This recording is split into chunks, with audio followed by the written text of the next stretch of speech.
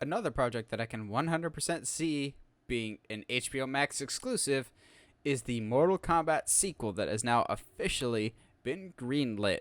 I'm kind of wondering why it took them so long because while I didn't love the Mortal Kombat movie, it did make a decent amount of money for the time that it was released, and the fact that Yeah. it was sent out to die, getting a day and date release at the same time, which ended up hurting every movie involved with that stupid strategy.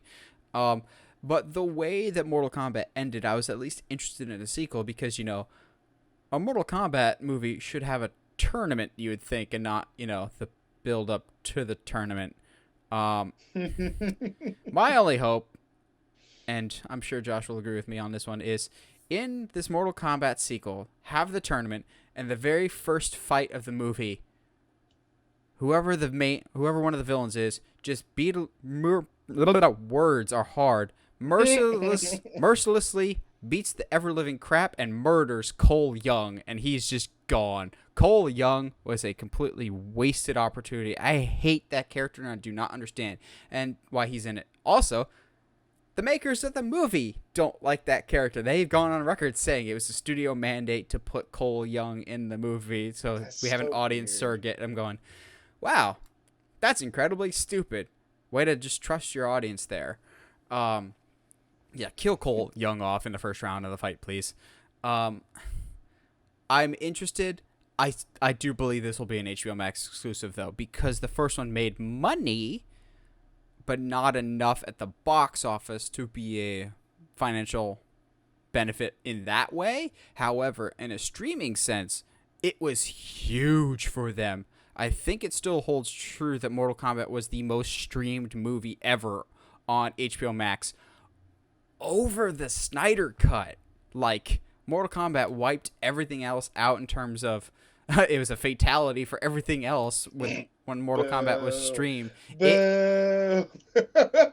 it just crushed everything, crushed with a K, obviously. It crushed everything else that came out, which is bizarre. I think that's more of people are going, I don't know if I want to see this in theaters, but hey, it's on streaming. I'll watch it at home, which, Yeah. guilty. Um, Yeah.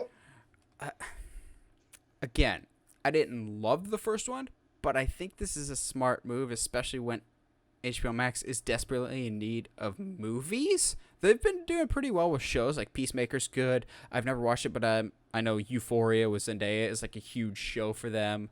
Hmm. But I don't hear a lot about HBO Max movies, except for the ones that are released theatrically. Like Disney Plus, you still hear about some shows that they've got. Netflix, well, I would say you hear about Netflix movies, but Netflix doesn't have an advertising department. As someone that went on record saying Mortal Kombat was one of their least favorite movies of 2021, Josh, are you even remotely intrigued by the prospect of a sequel? Sure. Like I Wow. I think while I see there are possibilities, um, they have kind of put themselves in a spot in a couple ways, in a couple different ways, as far as storytelling wise, and like their new this like audience surrogate character that they created. Like it just nobody's here for him. So bring in your Johnny Cage. Give us like all kinds of good characters, and like I don't know, maybe not change lore. That would be cool too. Just don't do that. Yeah, I don't know. I It's will. fine. I wish I had like more of an opinion about this, but like at the end of the day, like the movie was really pretty crap. Like you know what I mean? Like the choreograph now I can't talk. The choreograph the fight scenes were not well done. I The was trying to use big fee. words. The choir Yeah, fee.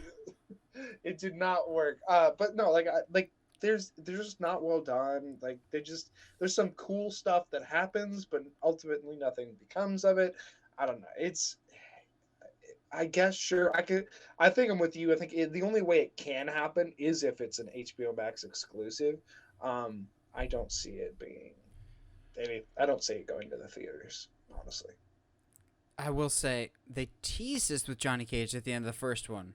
I will riot in the streets if they do not cast The Miz as Johnny Cage because one, the man has been calling for that for years, and two, That is like J.K. Simmons as J. Jonah Jameson levels of perfect casting. Of you literally have a douchebag that thinks he's an actor in action movies, and in reality, no one likes him. Am I describing The Miz? Am I describing Johnny Cage?